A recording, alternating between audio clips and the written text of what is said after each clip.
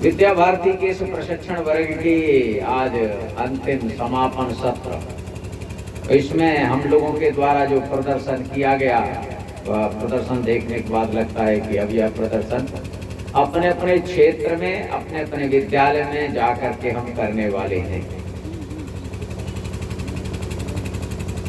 और वैसे भी शिक्षा के विषय को लेकर के डॉक्टर भीमराव अंबेडकर जी ने कहा था, शिक्षा वो शेरनी का दूध है, जो पिएगा वही दहाड़ेगा।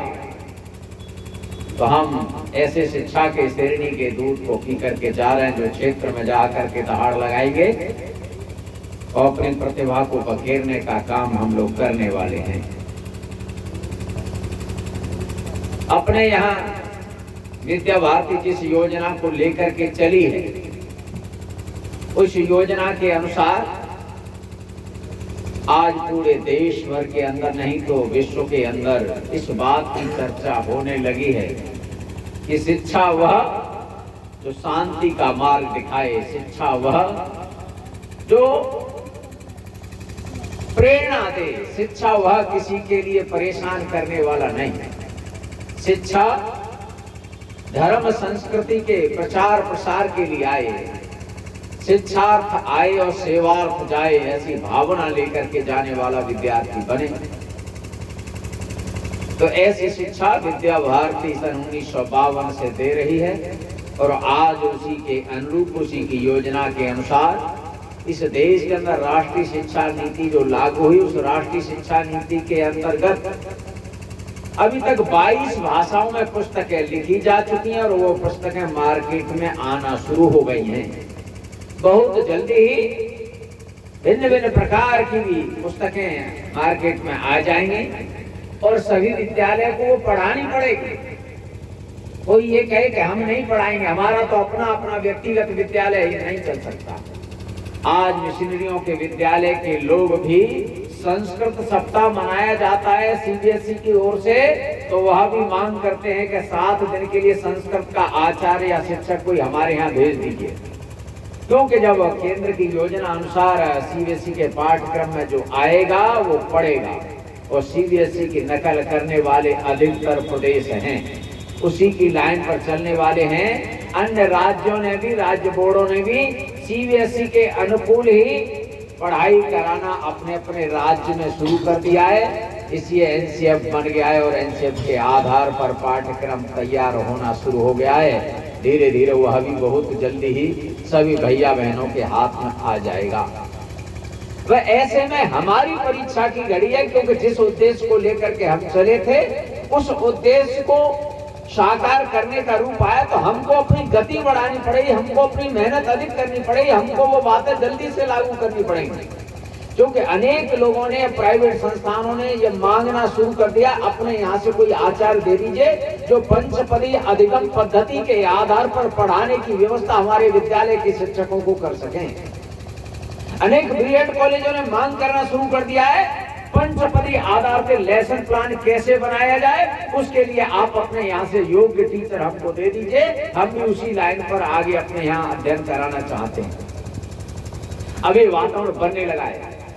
सेंट्रल बोर्ड के जितने भी, माने केंद्र सरकार के जितने भी विश्वविद्यालय हैं, केंद्रीय विश्वविद्यालयों ने अपने यहाँ सब चीजें लागू कर दी हैं और लागू करने के कारण से अब अन्य संस्थाएं भी देख रही हैं, अन्य राज्य भी देख रहे हैं, नहीं हमको भी अब लागू करना पड़ेगा।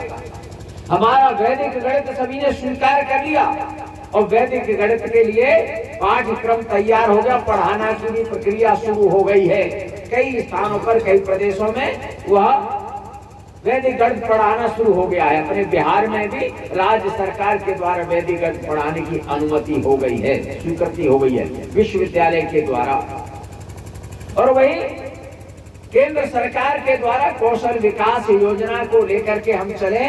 उस कौशल योजना में सबसे पहले वैदिक गणित पढ़ाने के लिए उसका पाठ्यक्रम तैयार हो गया। 30 दिन का है, 60 दिन का है और आगे से 3 प्रकार के कोर्स तैयार किए हैं और उसको लेकर के आज वैदिक गणित की पढ़ाई कौशल विकास के अंतर्गत पढ़ाई जाना शुरू हो जाएगी और विद्या भारती उसका सर्टिफिकेट देगी। उसकी मान्यता केंद्र सरकार पूरे भारत के अंदर करने की व्यवस्था उसने तय की है। तो जिस प्रकार को हम जिस विषय को लेकर के चल रहे थे वो विषय आ गया है। अब समाज स्वीकारोक्ति बढ़ रही है। आधुनिकता के युग के कारण अब अनेक लोग कह रहे हैं बालक तो हमारा भी है, लेकिन क्या करें, हमने विदेश भेज दिया, अब लगता है कि घर आना चाहिए, वो आना नहीं चाहता।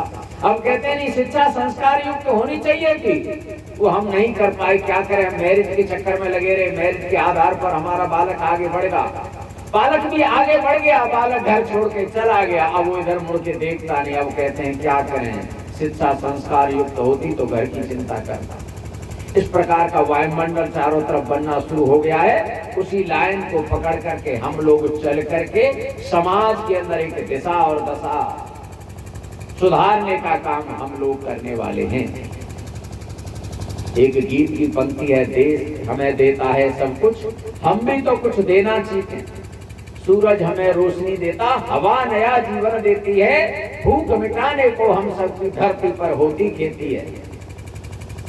तो सब कुछ हमें समाज से मिला है। सूरज हमें रोशनी देता है, हवा नया जीवन देती है। ये सब कुछ हमें समाज से मिला है, तो हमारा भी क्या दायित्व है, हमारी भी कोई जिम्मेदारी है कि हम भी समाज के लिए दें। और इसलिए हम एक शिक्षक की भूमिका में आगे तो हमारा दायित्व बनता है, हम अपने द्वारा अपने हाथों से ऐसी युवा पीढ़ी तैयार करें जो समाज के लिए काम आए, देश और धर्म संस्कृति को बचाने के लिए खड़ी हो। ऐसी योजना बना करके हम समाज में एक दिशा और दशा सुधारने के लिए हम लग सकते हैं। हम बालकों के बीच में वह गीत गुनगुनाने वाले हैं। हम सब आचार्य में गाया है गीत, जग सिर मोर बनाए भारत अम्ब विमल मति दे। तो जग सिर मोर भारत कैसे बनेगा, केवल गीत गाने से बनेगा क्या?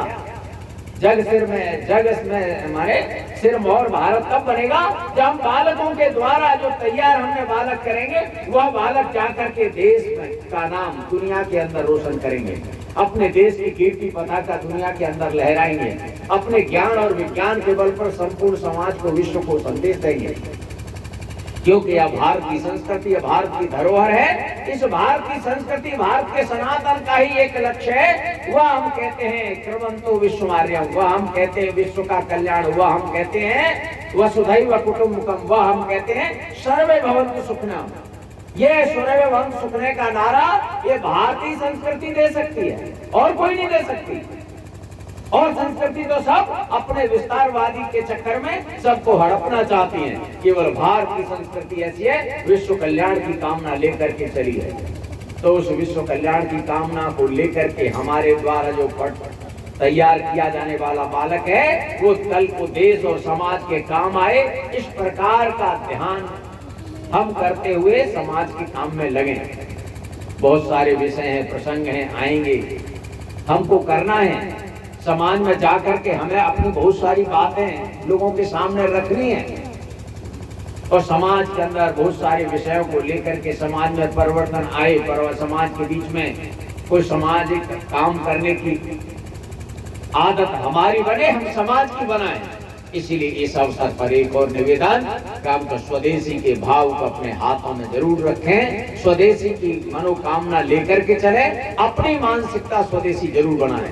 इसलिए तंत्र स्वदेशी, मंत्र स्वदेशी, भाव स्वदेशी लाना है।